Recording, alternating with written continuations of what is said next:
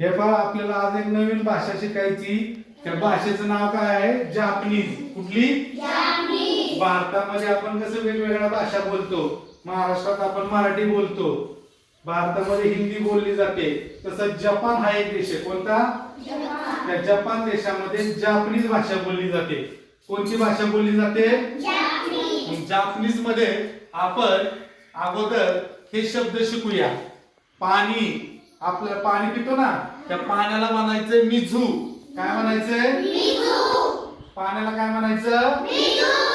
भात, भाताला म्हणायचं गोहान. गोहान. भाताला काय म्हणायचं? गोहान. चहाला काय म्हणायचं? ओचा. ओचा. चहाला काय म्हणायचं? ओचा.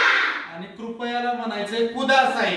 कुदासाई. कृपयाला काय म्हणायचं? कुदासाई. कुदासाई. घरी गेल्यानंतर तुम्ही मम्मीला पप्पाला म्हणू शकता कुदासाई मिझू दे. कुदासाई मिझू दे म्हणजे कृपया पाणी दे. कुदासाई गोहान दे म्हणजे कृपया भात दे.